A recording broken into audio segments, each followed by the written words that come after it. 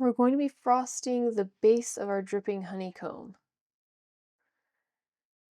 And there's a lot of the fundamentals that we'll cover in this video that you'll be able to use throughout frosting the rest of this design. So once you get these fundamentals down, then the rest of this design is going to be super easy to frost. And we're going to start with our base stencil. This gets frosted 3 different times. The reason I do 3 times is because I've experimented a lot over the years with different ways of frosting these bases to my royal icing transfers. I've tried doing one thick layer, and the structure of the sugar just isn't strong enough at that point to really hold together when you take off these transfers to attach them to your cookies.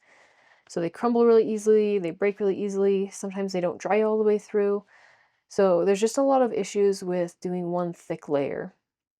I found that by doing 3 thin layers, that creates a structure in your sugar that is a lot more sturdy and is a lot less likely to break or crack. So that's the method that we're going to be doing today, is frosting this 3 different times.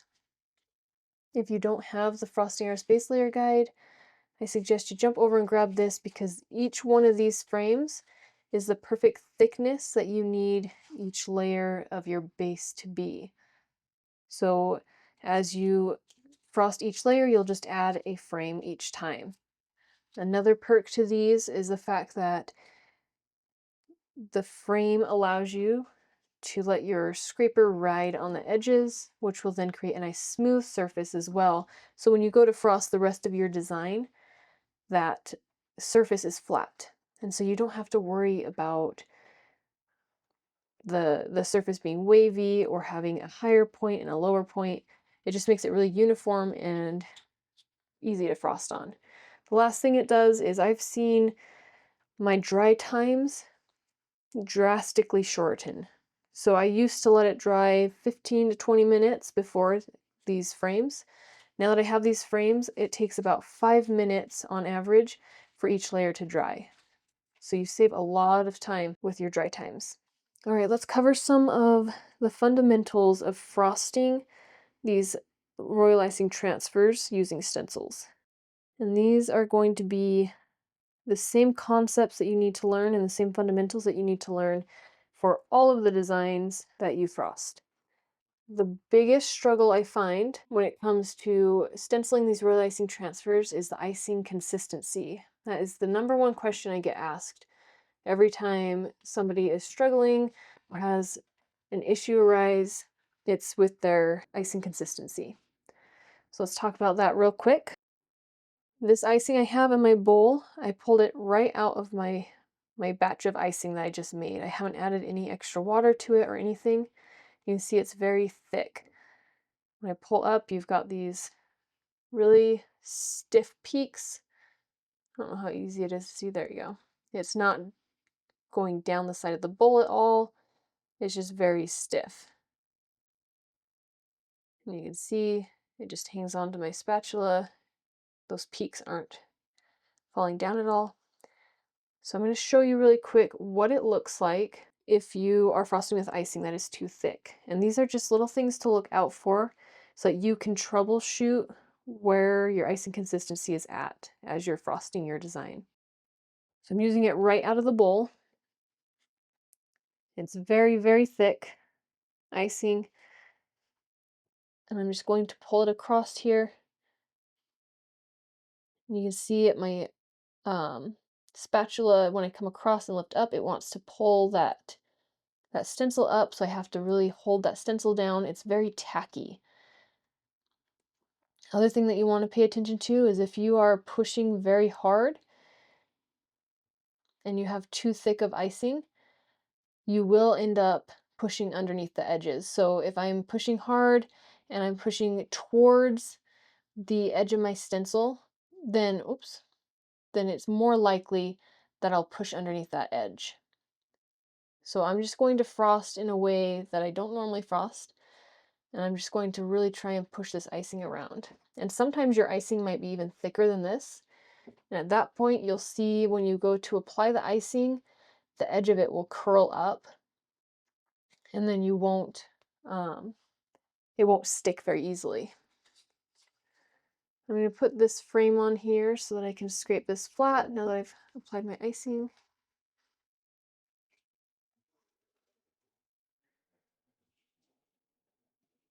I don't have enough down in this corner, so I'm just going to add a little bit more.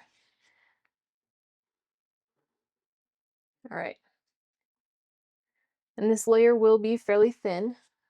You don't have to worry about that because we're going to be doing 3 layers. But this is just a demonstration for now. I don't want you to create these bases using this thick consistency. When I peel this off, you're going to see that I had icing push underneath right here where I was showing you as I was pushing the icing towards the edge.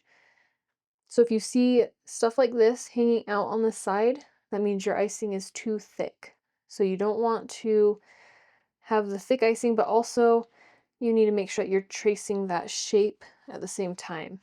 If you feel like you have to apply any pressure to get that icing to stick, then it's probably too thick. So those are a couple of things to look out for.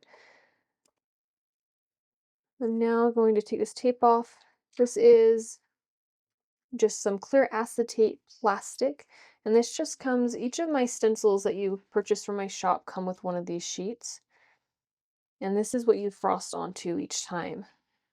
You want to make sure that it's clear acetate because if it's the frosted kind, like our stencils, for some reason it likes to stick on that, especially if it's not shiny and it's more of the matte plastic. So this clear acetate works really well for frosting onto. I'm going to move this aside and I'm going to grab a new piece of plastic and bring that in. Just going to tape that down. I'm just going to do 2 corners since this is also just going to be a quick demonstration on what it will look like if your icing is too thin. So I have my bowl with my icing still, and I like to use, I just have this little container with water, and I like to use a little dropper tool to add my water. That way I can have a lot of control over how much water I'm adding, because sometimes I only need 1 drop, maybe 2 drops of water to get it back to the right consistency. So I'm purposefully adding way too much water. I'm going to get this closer to almost a flood-like consistency. You can see that the icing is dripping off of my spatula.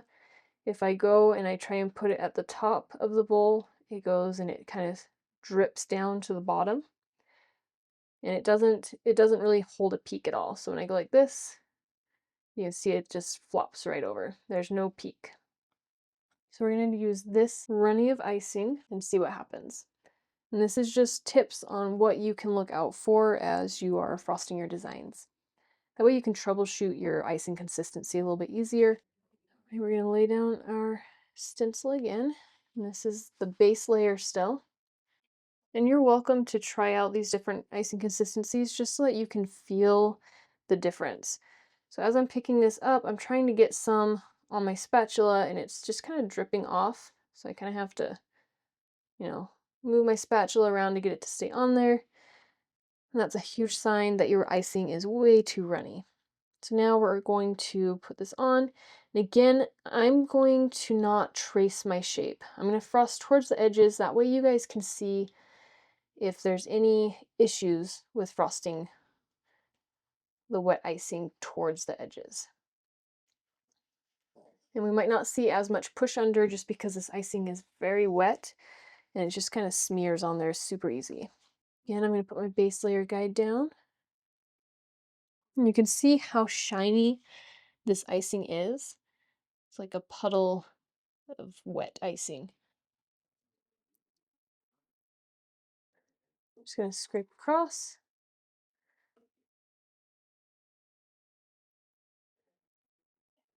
Pull this up and you can see that by pushing this icing towards the edges without tracing it was totally fine. It didn't like leak underneath. You will find on finer details, something like our Winnie the Pooh design that we have, the Brave Pooh. With these finer details, you'll find that that really runny icing will just melt right underneath. Like it'll just pool underneath, and you'll find a lot of detail lost by having your icing too thin. So that's where you really want to pay attention to that thin icing.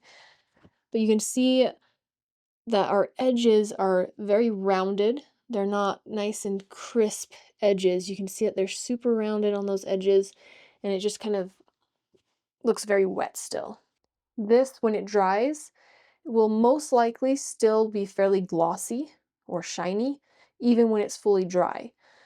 So that's another way to tell that you have your icing a little bit too thin. Whereas this one just always looks matte, like it's not really shiny, and it wasn't super shiny when we frosted it on there. This was our very thick layer. I mean, our very thick frosting.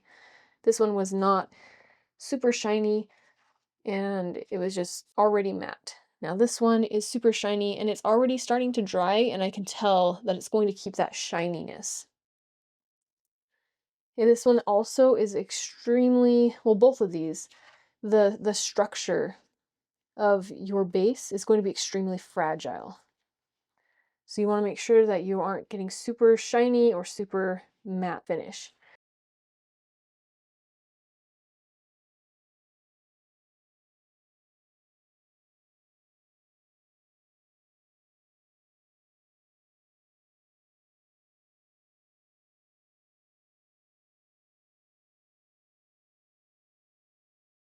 I'm going to put those off to the side, and then we're going to frost the correct consistency. And I just had a one-on-one class, and I was helping her with frosting her bases, and she mentioned that this consistency was very similar to the consistency that she uses to kind of dammer cookies, where you put that thicker icing around the outline of your cookie before you flood it. And she said this consistency was very similar to that she uses when she outlines her cookies. In the past, I've said make sure it's a toothpaste-like consistency, but I mean, every toothpaste is different, so it's kind of hard to give an exact consistency. This really boils down to just experimenting with something that's not too thick and not too runny. I just added some fresh icing to that super thin icing. And now you can see when I pull upwards, it forms that peak, and then it kind of curls over at the top. So I think I might add just a tiny bit more because we want it just a little bit more stiff. Not too much.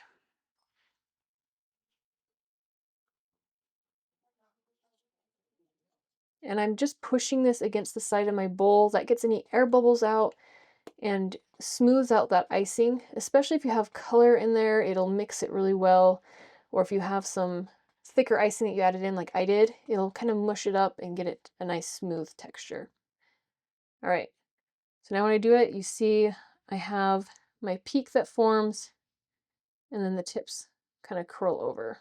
Let me try and focus this on my spatula here so you can see. So you can see the tip just kind of curls over, but it holds that peak. It's not super stiff like in the beginning where we had it and we formed the peak and the peak stood straight up and was very stiff. This one starts to curl, but it does hold that peak. So this is what you're looking for, is a fairly thick toothpaste-like consistency, or a little bit thicker than what you would use to outline your cookies when you're flooding.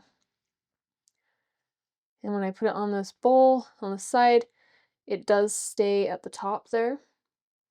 And it very, very slowly, if you leave this here, it will end up near the bottom of your bowl. But it's very, very slow process. So that's what you're looking for in your icing consistency. Let's get another plastic out here. Refocus my camera. All right. Tape down these corners so it doesn't shift on me.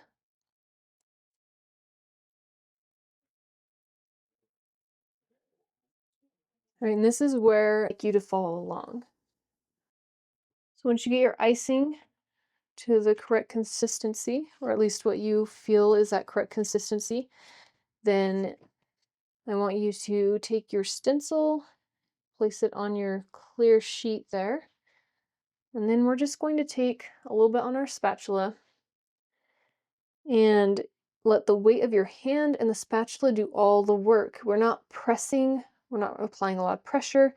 The weight of your hand and spatula should be enough to smear this icing. You see how easy that was? It just stuck. There was no issue with it needing to really apply very much pressure to get it to smear. And then you're just going to come, and I always suggest to be in the habit of tracing your shape. Even though you saw on the super thin icing, it didn't really push under, but once we get into the more detailed areas, it will make a difference tracing those shapes. So I always suggest trace your shape. It tacks down those edges so that they don't have any icing push underneath. All right, put your base layer guide down. If you don't have a base layer guide, you're just going to have to freehand this and try and keep your your scraper, as level with the table as possible. Sometimes I'll rest my knuckle of my pinky finger on the table so that I can get in there and have a nice level scrape across. You want to make sure you're anchoring your stencil, and then you're going to come in here and start on one side and just barely apply pressure as you scrape across, and try and apply the same amount of pressure all the way across so that you get a nice flat surface. And you don't want to go too slow. If you pull too slow, you'll start getting kind of ridges because your hand kind of stops and goes. So just one smooth movement. And I like to hold my scraper at about a 45-degree angle to the table, and that allows that icing to build up on the edge here. And then I just take my spatula, I scrape that off, put it back in my bowl, and I wipe this edge clean. The reason I wipe this edge clean is if this icing dries on the edge and you go to scrape your next layer, it's going to leave divots and scrape out that icing, and it won't be a nice smooth surface. So there's just a few tips on how to achieve this nice smooth layer.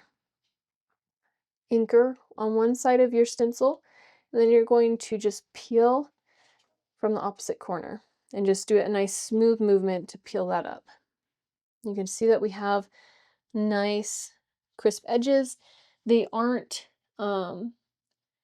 curling over like our thin icing did. How our thin icing, the edges were super smooth, and these are nice flat edges with a nice corner on top. So you can see the difference there. This one is pretty much dry. This was our super thin icing. You can see that it stayed shiny. So that will let you know that you had your icing too thin. This was our super thick icing. It's now dry and it's very matte.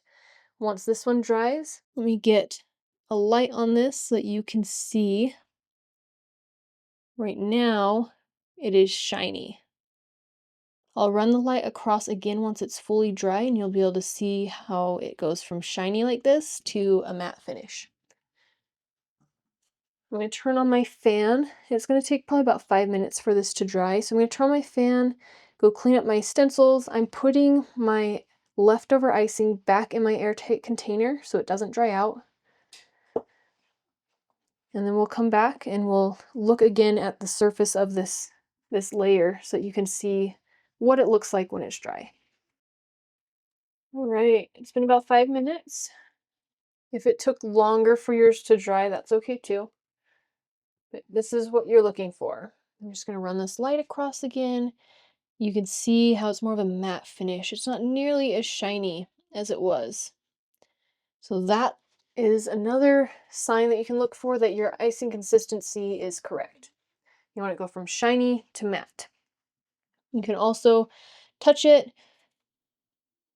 You can hear that it's dry. If I'm to push on this, it doesn't dent in. If it's not all the way dry, when you push on it, it'll leave a little dent where your finger pushed. So you want to make sure these are fully dry. If you don't wait for them to dry all the way, when you go to add that next layer, sometimes it can peel up the layer below as you scrape across with your scraper. All right, we're going to add this next layer. So you want to put one base layer guide down. And what that's going to do is it's going to lift this stencil so that it's level with that previous layer that you just frosted. And this just helps with anchoring your stencil and getting cleaner lines easier.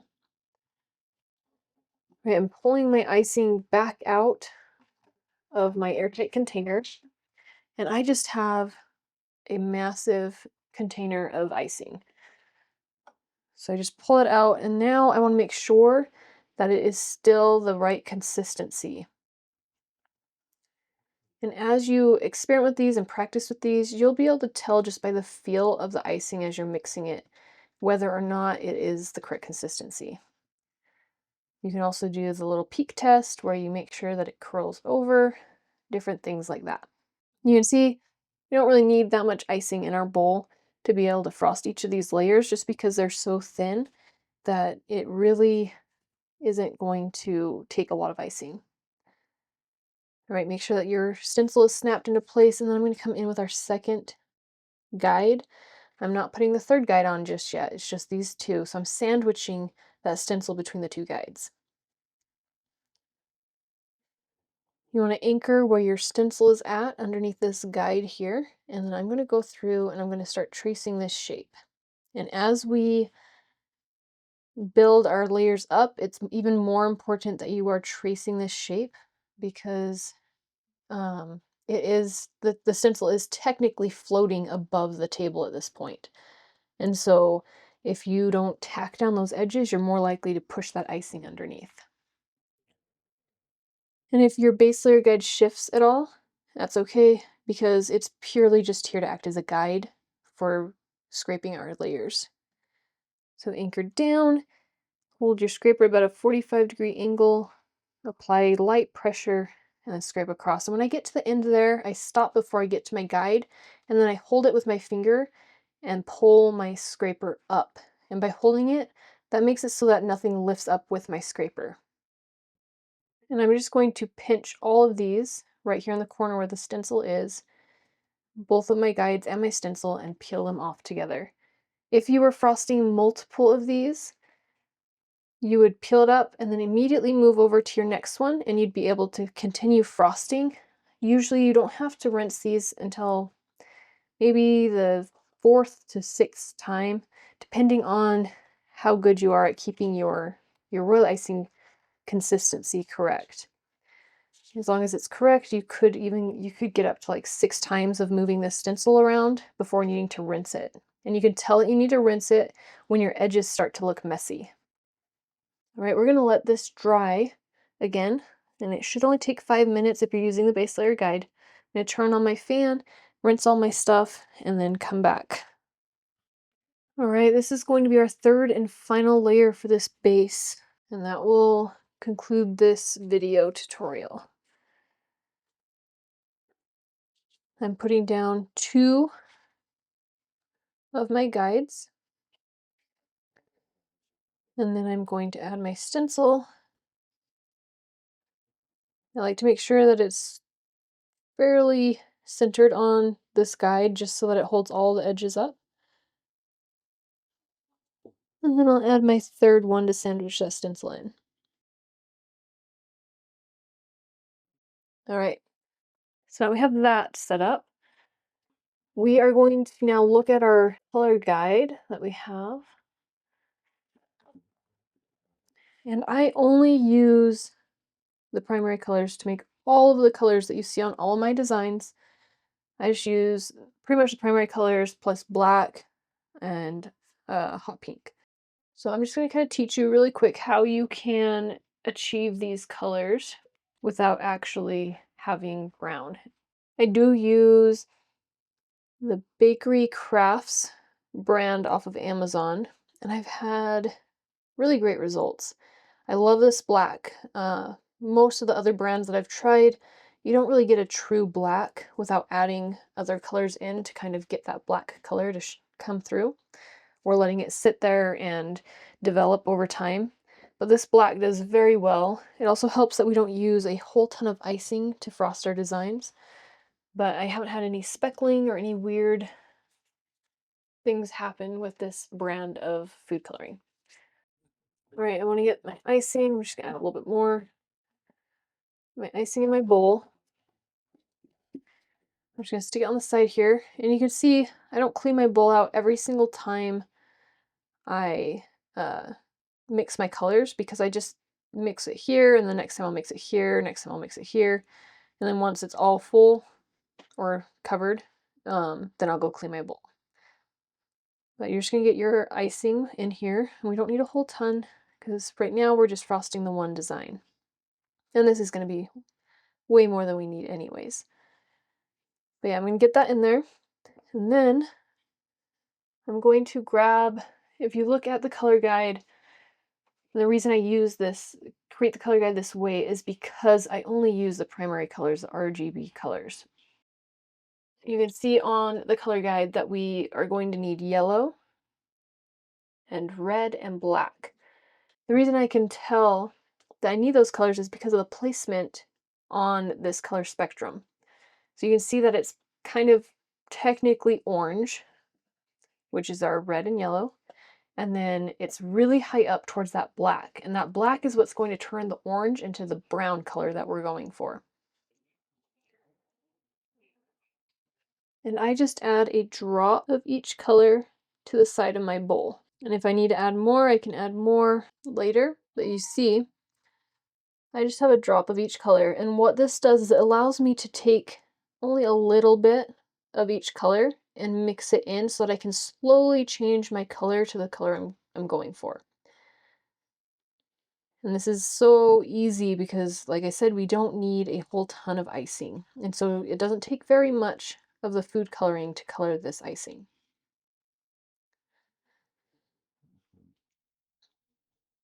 I'm just going to keep mixing until I get a nice orange color. We want it to be kind of a darker orange color. So we're just going to keep adding, make sure that we're kind of orange. You can see on the color guide that it is leaning a little bit more towards the red side of orange. So I'm going to try and keep it more on that red side.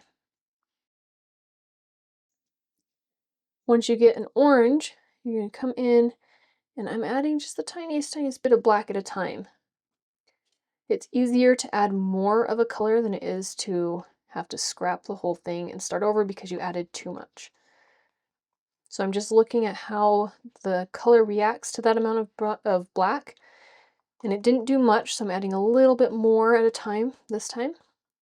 And now you can see that it's starting to change colors more. And we're going for a darker brown, so I'm going to add quite a bit more of my yellow and red. The more food coloring you add, the darker your color is going to turn out. A little bit more black. And this is all I do for my colors. I just slowly add a little bit of each color and tweak it a little bit at a time until I get the color I'm going for.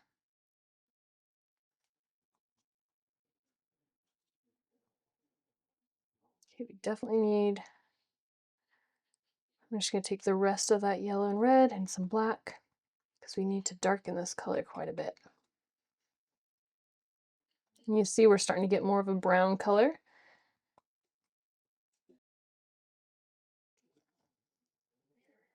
So we're on the right track, we just need it a lot darker. So I'm going to add another drop of yellow and another drop of red because we do want to keep it from being only black. And that yellow and red is what's going to make it so that we can get brown.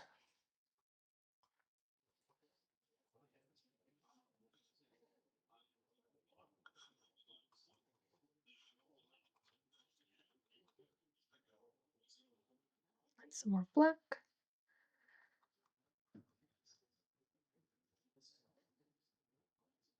Now we're getting a lot closer.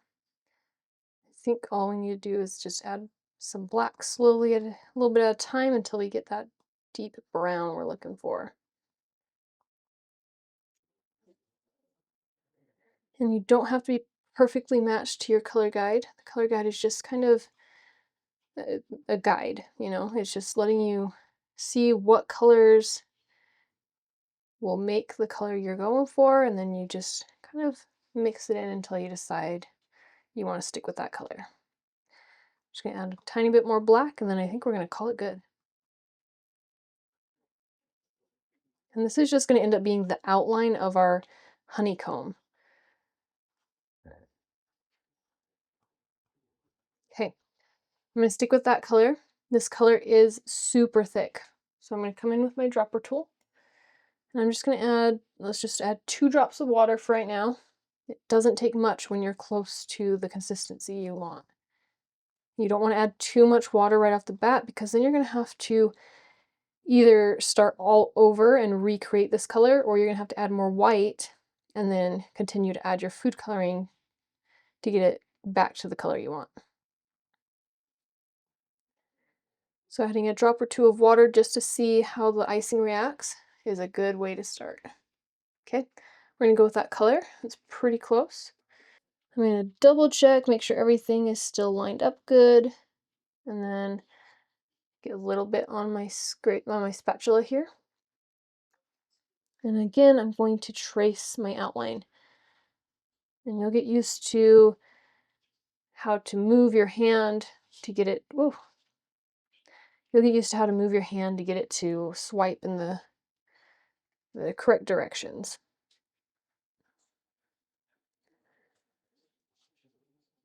I am going to remove a little bit of this excess icing. That just makes it easier to come through with your scraper tool and flatten everything out, because there's not as much icing building up on the edge of your scraper. Right, anchor down, and then apply that nice even pressure. Pull up. Okay. We're going to peel all 3 frames and the stencil up at the same time. And now you have your base all done. It's nice and crisp edges. As you are frosting this, you can use the tips that I showed at the beginning to really see, troubleshoot your icing, to see where you need to make some tweaks or changes. By the time you get to the end of this, you want the edge to be nice and straight and kind of a right angle on the edge of here. We're gonna let that dry all the way. And pretty much this is it for today's tutorial. Next week, we will be covering how to frost the design onto this base here. So if you find that you need extra help, I am always open. If you want to message me with questions, I'm always open to answering those questions and getting you guys to master this technique. We'll see you next week.